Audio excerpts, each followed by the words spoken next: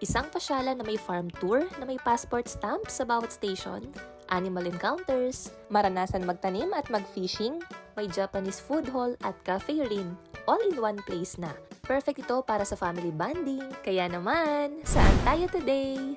Hey Wanderers, we're back here at Sensen Japanese Food Hall and Cafe. Isang Japan-inspired na pasyalan na matatagpuan sa Hawilian 2, Barangay Upli, Alfonso, Cavite. Sa loob nga nito makikita ang Kyoto Park, Food Hall at Cafe. Isa itong lugar kung saan may enjoy ng buong pamilya at tropa ang masasarap na Japanese dishes, kape, pastries at ambience na nagbibigay ng pakiramdam na para kang nasa Japan. And for today's video nga, we're excited to experience their newly launched Zenzen Family Farm Experience. Before the tour starts, each guest gets a Zenzen Farm passport.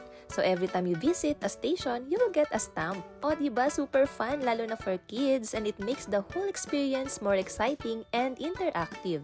This time nga isasamahan tayo ni Miss Erica. This is a guided farm tour na perfect for families, kung saan pinagsasama ang fun, learning, and nature. Our first stop is the Kotori Bird Garden. Dito makakapasok tayo sa aviary and makikita natin up close ang iba't ibang bird species. It's a peaceful space where kids can appreciate nature habang natututo tungkol sa mga ibon. Dito may encounter din natin ng other animals like iguana at rabbit. Next, we're heading to the Toridori Chicken Village. Dito makikita natin yung cutie chicks and chickens. At isa pang nakakatuwa ay pwede natin silang pakainin. This station teaches responsibility and animal care.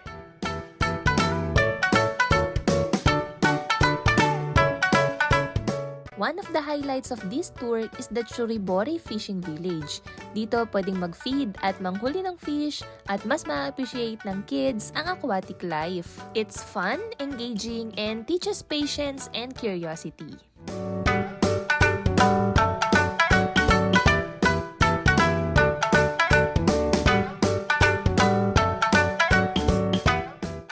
Ang last stop natin, we have the Midori Learning Farm. This is where families can learn different planting methods. It encourages sustainability and teaches kids the importance of growing and caring for plants. At ayan, nakapagtanim kami ng lettuce at pechay.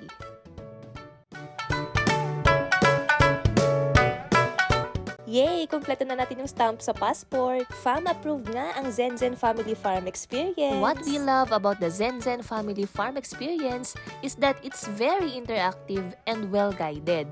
Every station is designed para maging educational, fun, at enjoyable for both kids and adults. After the tour, it's time to eat dito sa Zenzen Japanese Food Hall.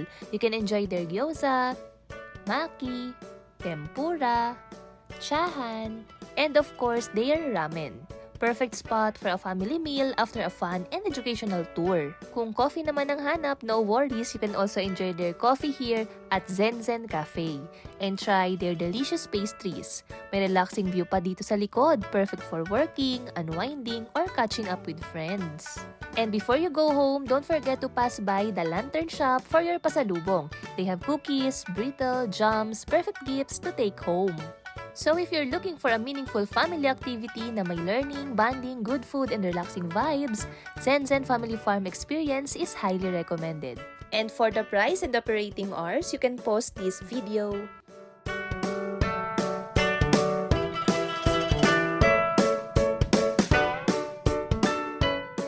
Plan your visit, bring your family, and enjoy everything Zenzen has to offer. So alam niyo na, see you here, Wanderers!